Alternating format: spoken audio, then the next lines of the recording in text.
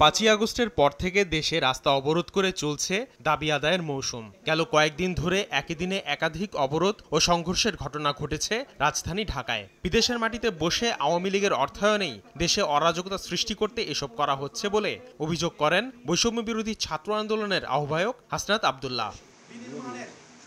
সোমবার সন্ধ্যায় 19টি ছাত্র সংগঠনের নেতাদের সঙ্গে বৈঠকে বসে বৈষম্য বিরোধী ছাত্র আন্দোলন। দেশে চলমান বিভিন্ন অস্থিতিশীল পরিস্থিতি সমাধানে আলোচনা হয় বৈঠকে। পরে বৈঠক শেষে সংবাদ সম্মেলনে হাসনাত আব্দুল্লাহ অভিযোগ করেন, দেশে পুনর্বাসিত হতে এগুলোর পেছনে আওয়ামী লীগের ইন্ধন রয়েছে।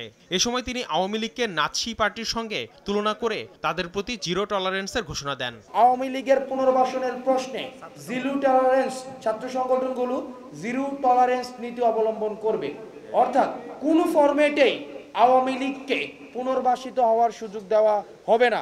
আন্দোলনের নামে জুলাই অভ্যুত্থানের চেতনা নষ্ট না করার আহ্বানও জানানো হয়। এই লক্ষ্যে মঙ্গলবার থেকে দেশের সব শিক্ষা প্রতিষ্ঠানে জাতীয় ছাত্র সংহতি সপ্তাহ পালনের ঘোষণা দেয় বৈষম্য বিরোধী ছাত্র আন্দোলন। এই সপ্তাহে আমরা যারা ফ্যাসিবাদ বিরোধী যে রাজনৈতিক দলগুলো ছিল, ছাত্র সংগঠনগুলো ছিল, তারা বিভিন্ন প্রতিষ্ঠানে যাবে এবং সেই প্রতিষ্ঠানে তারা ওই একতা এবং সংহতির যে বার্তাটি সেটি পৌঁছে দিবে এবং আওয়ামী পুনর্বাসন, ছাত্রলীগ পুনর্বাসন বা আওয়ামী ফ্যাসিবাদ শক্তির পুনর্বাসনের জন্য আমাদের যে ঐক্যবদ্ধ থাকার কোনো বিকল্প নেই, সেই বার্তাটি পৌঁছানোর জন্য আগামী এক সপ্তাহ এবং প্রাতিষ্ঠানিক মেলবন্ধন আমাদের সুদৃঢ় করার জন্য আমাদের এই কর্মসূচিটি ঘোষণা করা হয়েছে। এ সময় তিনি বলেন, আওয়ামী লীগ আমলেই হিন্দুরা সবচেয়ে বেশি নির্যাতনের শিকার হয়। সনাতন ধর্মাবলম্বীদের উস্কে দিয়ে আওয়ামী লীগ সাম্প্রদায়িক অশান্তি সৃষ্টির পায়তারা করছে বলেও অভিযোগ করেন হাসনাত আব্দুল্লাহ।